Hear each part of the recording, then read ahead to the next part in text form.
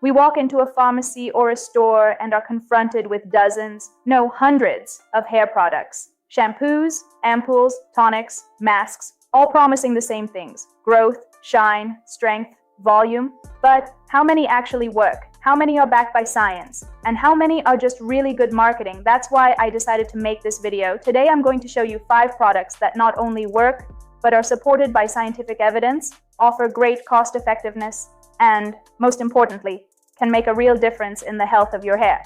But before we get to the list, I need you to understand something fundamental. Because if you don't understand this, no product will perform the way you expect. And that is, hair is not just hair. Without question, it's an extension of the skin. The scalp is living skin, with glands, microbiota, blood flow, hormonal activity, and a very delicate balance. Imagine your scalp as ground. If that ground is inflamed, dry, overly oily, or has an altered microbiome, the hair will not grow well, no matter how much you spend, no matter how many products you use. The problem is not in the hair, it's in the environment where it grows. And this is where most people fail. They focus on the ends, but ignore the root. Now think about this. Have you ever wondered why your hair sheds more during stressful periods? Or why sometimes it feels thinner, weaker, dull? It's not a coincidence. Factors like elevated cortisol, inflammation, poor circulation, and hormone imbalances directly affect the hair follicle. The follicle is an extremely active structure. It needs oxygen, nutrients, energy, and stability. When that balance is broken, the hair shows it. That's why the products we'll discuss today have a clear mission, not just to improve hair appearance, but to optimize the scalp environment and strengthen the hair cycle. With that said, let's begin. If I had to choose just one product for people with hair loss or hair weakening, I would undoubtedly choose a topical minoxidil tonic in the appropriate concentration. And here I want you to pay very close attention, because this is one of the few ingredients with solid clinical evidence to stimulate hair growth. Minoxidil works by prolonging the anagen phase, which is the active growth phase of the hair. It also improves microcirculation in the scalp, meaning more nutrients and oxygen reach the follicle. But the most interesting part is this. Minoxidil can also increase the size of miniaturized follicles. That means, in people with androgenetic alopecia, where hair becomes progressively thinner over time, it can help that hair regain thickness. Now here's something important. It's not instantaneous. It's not magic. And at the beginning, it can even increase shedding. Yes, this scares many people, but there's an explanation. Hair that was in a resting phase falls out to make way for a new growth cycle. It's part of the process. The key here is consistency. Let's move to the second product, extremely important, a shampoo with ketoconazole. And you probably didn't expect that. But yes, ketoconazole is not only an antifungal, it also has anti-inflammatory effects and can help reduce hair loss in certain cases, especially where seborrheic dermatitis is present. That condition generates scalp inflammation, excess oil, itching, and can directly affect follicle health. Ketoconazole helps control the proliferation of microorganisms like Malassezia, which are implicated in this condition. Less inflammation, better environment, better growth. Additionally, some studies suggest it may have a mild effect on androgenic activity in the scalp. It's not its main function, but it contributes. Now I want to ask you a question. Does your scalp itch frequently? Do you have flaking or a feeling of excessive oiliness? If the answer is yes, this type of product can make a big difference. Before we continue, subscribe if you like the video. That way, you can keep learning how to care for your skin and hair with clear, evidence-based information. Now, the third product, a good supplement or topical treatment with caffeine. Yes, caffeine. And no, it's not just a trend. Caffeine has shown in vitro studies and in some clinical studies that it can stimulate hair growth by partially counteracting the effects of dihydrotestosterone on the follicle. It also improves microcirculation. This doesn't mean it replaces treatments like minoxidil, but it can be a great complement, especially for people who are in the early stages of hair loss. Now, this is important. Not all caffeine products are equal. Formulation matters, concentration matters, and contact time with the scalp matters. A shampoo that rinses off quickly will not have the same effect as a tonic that remains on the scalp longer. Let's move on to the fourth product, ampoules or serums with peptides and growth factors. Here we're entering a more advanced level. Peptides are short chains of amino acids that can send signals to cells. In the hair context, certain peptides can stimulate fibroblast activity and improve the follicular environment. Growth factors, on the other hand, are involved in cell regeneration. Do they work? Yes, but with caveats. They are not miraculous, and their effect depends heavily on the context. They work better when combined with a proper base, good cleansing, inflammation control, and adequate nutrition. Think of them as optimizers, not as the foundation of treatment. And now we come to the fifth product, a shampoo or treatment with niacinamide. Niacinamide, also known as vitamin B3, has multiple benefits. It regulates sebum production. It improves the scalp's barrier function. It has anti-inflammatory effects, and it can improve the overall appearance of hair, making it stronger and improving texture. It also contributes to improved superficial circulation. And this, although it sounds simple, is key, because without good circulation, you don't have good growth.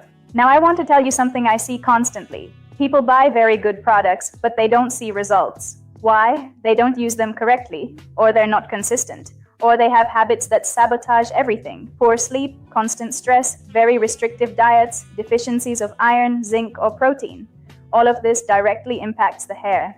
Hair is not a priority for the body. If there is a deficiency, the body prioritizes vital organs, and hair gets deprioritized. That's why caring for your hair isn't only about what you apply externally, it's also about what you do internally. Now, one final reflection. You don't need 10 products. You don't need to spend a fortune. You need to understand your scalp and choose wisely. 5 correct products, used consistently, can do more than a complicated routine you abandon after 2 weeks. Now, I want to emphasize something fundamental. Your hair is falling out more than normal. You notice it in the shower, on your pillow, on your brush. You change shampoos, try treatments, even buy more expensive products, but nothing seems to fully work. And then the key question arises. What if the problem isn't in the hair, but in something you can't see?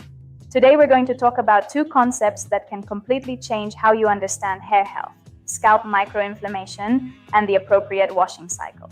Because yes, washing your hair incorrectly can be accelerating its loss without you knowing. But let's go step by step. First, microinflammation. When you hear the word inflammation, you probably think of something visible: redness, pain, obvious irritation. But microinflammation is different. It's silent, it doesn't hurt, it doesn't always itch, it doesn't always appear visible, but it's there every day. Microinflammation is a state of low-grade immune activation on the scalp. And here's the important point.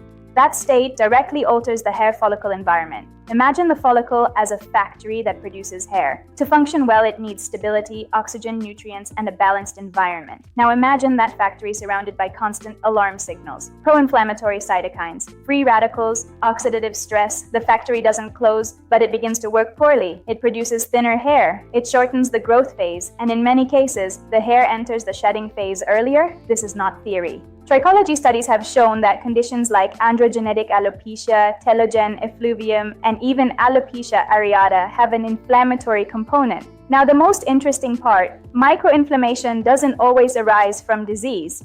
Many times, we cause it ourselves. Use of aggressive products, improper washing, accumulation of sebum and residues, chronic stress, exposure to pollution. All of this generates a low-grade inflammatory environment. And here I want to ask you directly, have you ever felt your scalp sensitive for no obvious reason, or noticed itching without visible dandruff? That could be microinflammation. Now then, how does this affect the hair cycle? Hair grows in cycles, as we said earlier, but inflammation alters that cycle. It reduces the anagen phase, the growth phase. It increases the telogen phase, the shedding phase, and it can miniaturize the follicle over time, meaning each new hair can emerge thinner than the previous one.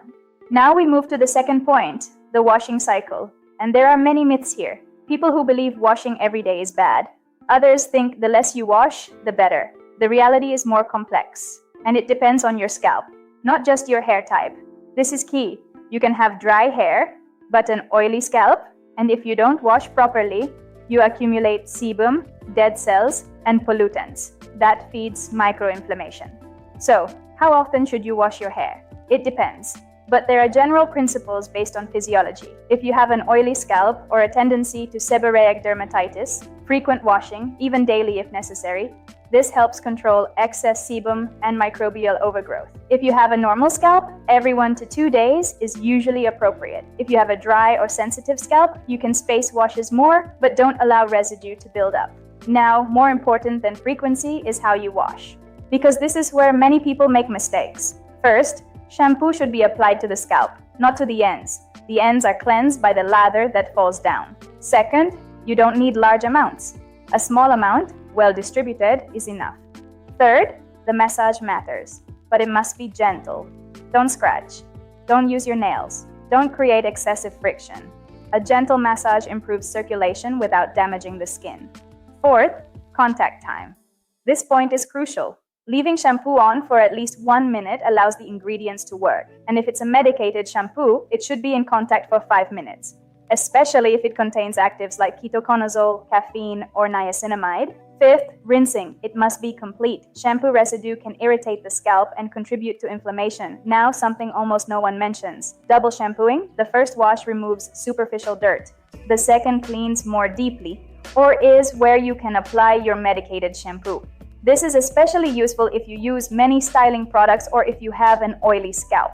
Now connect this with what I said earlier. If you don't wash well, you accumulate residues. If you accumulate residues, you create inflammation. If there's inflammation, the follicle suffers. And if the follicle suffers, the hair changes. It's a cycle.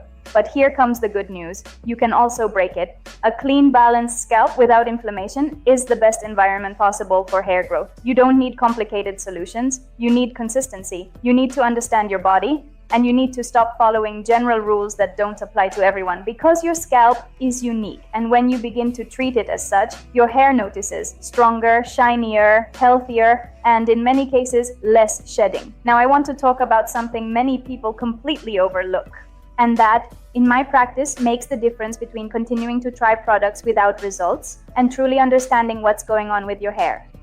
Blood tests, yes, simple and so often ignored. Because when someone starts noticing hair loss, the first thing they do is change shampoo, buy ampoules, try tonics, even invest a lot of money in products. But very few ask the right question. Does my body have everything it needs to produce healthy hair? Because hair is not essential for survival. And this is key to understand. If your body detects a deficiency, it will prioritize vital organs like the heart, brain, and liver. And hair, it gets deprioritized. That's why many times shedding is not an external problem. It's internal. Let's go deeper. One of the most common deficiencies in people with hair loss is iron.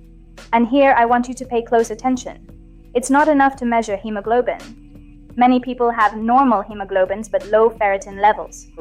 Ferritin is the protein that stores iron in the body, and for the hair follicle to function properly, it needs adequate ferritin levels. When these levels are low, the follicle enters rest early. Result: diffuse hair shedding. This is seen a lot in women, especially those with heavy menstrual bleeding, restrictive diets, or after pregnancy. Now, another key point, vitamin D. Vitamin D isn't only for bones. It has an important role in regulating the hair follicle cycle. Vitamin D receptors are present in the follicle, and deficiency has been associated with different types of alopecia, including alopecia areata. The problem? Many people have low levels, without knowing it, because it doesn't always produce clear symptoms. We continue. Zinc, a small mineral, but with enormous impact. Zinc is involved in protein synthesis, cell division, and immune function. All of this is fundamental for hair growth. Low zinc levels can produce more fragile, thinner hair with increased shedding tendency. Now let's think about hormones, because here lies another critical point. Thyroid alterations, both hypothyroidism and hyperthyroidism, can cause hair loss, and many times symptoms aren't obvious at first. Fatigue, weight changes, drier skin, mood changes, and among all of this, hair loss. We also have to talk about androgens, because in people with a genetic predisposition, higher levels or increased sensitivity to hormones like dihydrotestosterone directly affect the follicle. This is what occurs in androgenetic alopecia. And yes, you can evaluate this with labs. Now I want to ask you a question. How much money have you invested in hair products? And now a more important one. When was the last time you had a comprehensive blood workup? Because here's the difference between treating symptoms and treating causes. A basic set of tests we often request includes ferritin, vitamin D, zinc, thyroid profile, complete blood count. In some cases, we also evaluate specific hormone levels. It's not complicated, it's not invasive, but it can give you answers that no product will give.